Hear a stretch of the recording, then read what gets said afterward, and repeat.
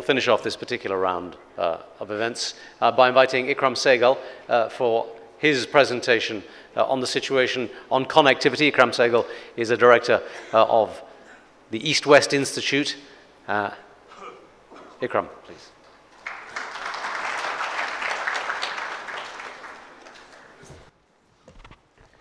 Bismillah ar-Rahman ar-Rahim. Obviously a very difficult act to follow, but I'm grateful for one thing. I'm sure my time has been cut down from 12 minutes to 6 minutes because of what we saw. Ladies and gentlemen, I have an advantage over all of you, including those on the podium. I actually took part in the first part of the construction of the China-Pakistan Economic Corridor. I was a helicopter pilot attached to the People's Liberation Army in 1970 when the Chinese People's Republic did not have helicopters, and they were making this Karakoram highway, and my flight commander, and then Major Niazi, later Major General Niazi, and myself, we were there. And my interpreter was a gentleman called Cheng Chunzeng, who came straight from Beijing University, and then later he was here in Pakistan. But during that time, as a young man, and by the way, there was no Gwadar at that time. I mean, Gwadar was there, but it did not exist in the lexicons of people. We thought about Karachi, and one day, a harrowing day when a lot of Chinese casualties took place, and we used to carry these people to their base hospitals. And, you know, we had blood all over our overalls, and I was sitting there, and I turned around to him, and I asked him, I said, you Chinese are stupid. This road is going to nowhere and coming from nowhere. I've seen Urumqi, I've seen Kashgar. What is there in Kashgar? What is there in Urumqi? And he looked at me and kept on looking at me. I said, no, we Chinese are not stupid. You Pakistanis are stupid. You Pakistanis think in terms of 5 and 10 years. We Chinese think in terms of 50, 100 years. We will have this road down to Karachi. Mr. Chang became the ambassador of China to Pakistan in 1998. Was here for 7 years. And he would remind me every year on a particular day, which we had the thing, and he still reminds me because we're still in touch on telephone, about that vision. And what a great vision it was, because actually I have flown down, and to tell you how difficult it was, I flew an LO-83 down to Khusdar, refueled at Khusdar, and went down to Gwadar. And then I had to refuel again at Gwadar to come down to Karachi. Because when the pump, because there was no fuel, this thing, etc., no Bowsers couldn't go, there was no road. So there was just cans of jerry cans which we filled in, etc. So this is a long journey that we have traveled. But just because of the sake of history, because a lot of history has been bandied about, the first person who actually traveled down the China-Pakistan Economic Corridor was Alexander the Great. He went down the Indus after his army rebelled at Sialkot, at Sugdala, and he came down to somewhere near Karachi and turned right. Now we can talk about connectivity. Of course, my previous panelists have given that in great detail, and I would not like to be repetitive about it. But we miss the point. We're talking about north-south corridors. We're not talking about lateral corridors, which is the real essence of it all. Take Pakistan's Gold Coast, which General Janjua has mentioned, which is from Karachi to Gwadar. Totally underdeveloped. Absolute beaches. Hinterland. Absolutely underdeveloped. The wind comes from the southwest to the northeast. Obviously, you have absolute ready-made things for industrial cities to the north of any road and resort towns on the beaches, or cities on the beaches on the south, smart cities. Not one, but many townships. So you have Pakistan's Gold Coast. And I'm glad Janwar talked about Pakistan's copper and gold reserves, number 2, and of course, salt reserves, and our cotton textiles, number 3. And then, of course, we talked about milk and rice and wheat, 5, 6, 7, and our potential. We are the only so-called emerging country in the world which has developed its own deterrent material, that is a nuclear deterrent, and we have the means to deliver them. Now, we can talk about this thing, but what is connectivity all about? Connectivity is just not talking about communications or talking about business. Connectivity means putting the people together under one idea, to get them together to exploit the potential of the entire area of complementary economies where industry and agriculture. We are such a great agriculture nation. We do not give enough input to our farmers. We have the potential of unlocking a lot of our assets. We do not pay attention to that. We have to balance these. We have to balance these with the realities on the ground. What is the reality on the ground? Reality on the ground is that we have a tough internal security situation made even more complicated by our neighbor.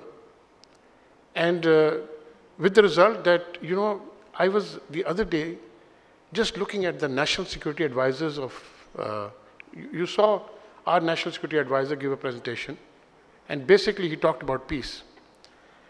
I looked at the 3 national security advisors, and Mr. Subramaniam Sami, he said the other day on television that I want to break up Pakistan into many parts. Then came Mr. Shiv Shankar Menon. Mr. Shiv Shankar Menon, again, recently, he said, whole nuclear thing will be a first strike. And of course, we know what Mr. Ajit Doval wants. So I think we have to be very clear about the reality. We cannot be an ostrich. We must understand that one belt, one road has consequences. The consequences are that people who stand not to gain from this one belt, one road will try and do many things to interdict our progress. So we have to take care of that, and I'm glad that the army has raised 2 divisions. I'm glad that, and I must take this occasion to tell you very frankly, Nasser Janjua has been very modest about it, but actually he was the man who set Balochistan on the road to peace as Corps Commander, and I must acknowledge it. And for somebody who has also fought in Balochistan in 1973, one can understand the people of Balochistan really did not know what they were fighting about at that time. Recently, of course, it was very difficult, much more complicated. So I think it was a tremendous task which has been accomplished. You see, talking about regional connectivity, you understand what was the creation of the Baghdad Pact. The Baghdad Pact was a geopolitical thing. It was meant to be anti-communist, was meant to contain Soviet Union. It collapsed when Karim Qasim came in CENTO. CENTO again, Pakistan, Iran, Turkey, right? But the more important part of CENTO was the RCD, the Regional Cooperation for Development. The Regional Cooperation for Development obviously did not last after the Iranian Revolution, but another thing came in, and that came in the Economic Cooperation Organization, which remained dormant for some time. But I must congratulate this government for they do good things also, by the way, and that was that the ECO was a real game changer. You cannot imagine the consequences of this. People do not understand. But that is all that is about regional connectivity. When the roads and the railways and all go in to these countries, even Afghanistan will one day find that they cannot play dog in the manger anymore. They'll have to come in and part of that process. Because what is going to happen is that from Pakistan, from Karachi to Istanbul, one road, it used to exist. People have traveled on that road. If Shah Bahar is connected, which is going to be with Gwadar, complementary roads. And can you imagine the trade volume? Can you imagine the people-to-people contact? One of the things about national security you teach is that state security has been overtaken by societal security. State security used to mean borders. Borders have become irrelevant now. Borders have been taken over by other things, societal security, which takes in things like trade, environment, religion. I mean, everything comes under societal security, ethnicity. So all these things become part of the new world order as we know it, as with that thing. There are consequences, there are problems. United States has become, or is on the way, trying to become more isolationist, which is not a good thing, because we need the world to open up rather than be this thing. And you saw absolute this thing when the president of China, he talked about a war against protectionism, war against nationalism. He talked about free trade, and the president of the United States says that no, we have got to be more, protection. We have to put in this thing. We have to put in barriers, etc. So we are now in a very fundamentally a moment of great, I would say, a great crossroads.